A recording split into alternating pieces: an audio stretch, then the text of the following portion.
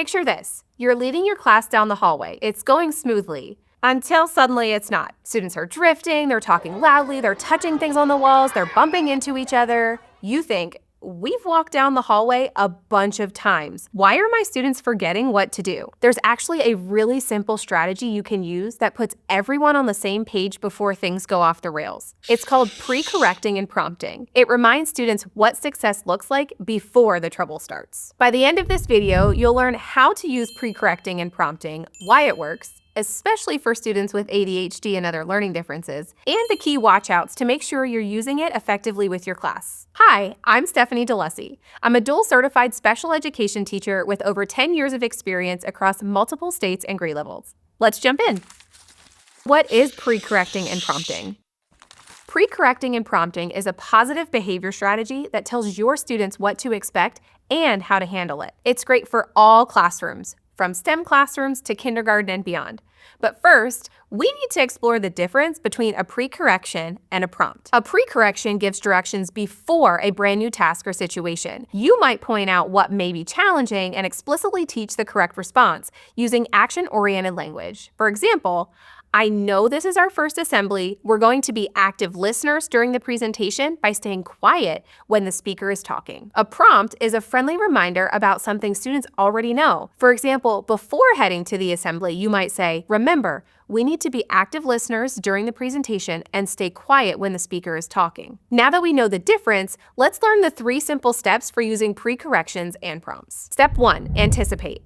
Look at the day ahead and think about times when you may need to tell or remind your students of behavior expectations. Are you teaching a new skill that might be difficult for students? Prepare a pre-correction. Are there situations that have been difficult for your class? Prepare a prompt. Step 2, tell students the predicted problem and give clear solutions. When pre-correcting, explain what could be difficult about a task, situation, or lesson. For example, we're going to walk on the left side of the hall today. I know that's new and it might be hard to get used to, but I know that we can do it. Then explicitly explain the expected behavior. Give examples and non-examples. We're going to keep an elbow's distance from the wall so others can pass. If you're touching or knocking papers off the bulletin boards, that's too close. When prompting, tell students what you've seen them have trouble with. For instance, a week after introducing the new hallway expectation, you might say, last week I noticed we drifted towards the middle. Let's stick to the left today. Step 3, praise what you want to see. When students do well, use behavior-specific praise to tell them exactly what they've done correctly. For example,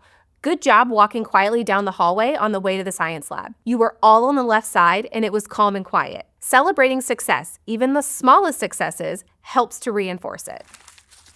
Why does this strategy work? Students who learn and think differently often feel like they're always being corrected after something goes wrong. This cycle can chip away at kids' confidence. But this strategy flips the script.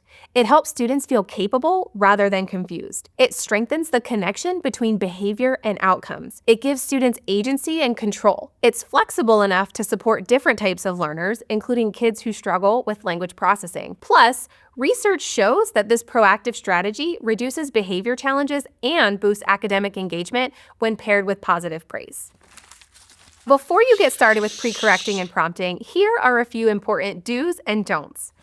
Do offer visual and physical cues, not just verbal ones. This helps all learners understand the directions. Do set up students for success by adjusting the classroom environment when possible. For instance, if you want your students to keep all of their lab supplies together for the next day's experiment, make sure there's a clear spot or a bin where students can put them. Do model the behavior and give students time to practice. Do use prompts with individual students too. Some students may need more reminders than others. Don't overload students with too many instructions at once. Keep your statements clear, specific, and simple. Don't use prompts that start with words like stop and don't. That can sound like scolding. Don't forget that students want to get it right. And don't give general praise like good job. Make sure it's behavior and situation specific. Pre-correcting and prompting is the small shift that makes a big difference. When students know what success looks like, they're far more likely to reach it.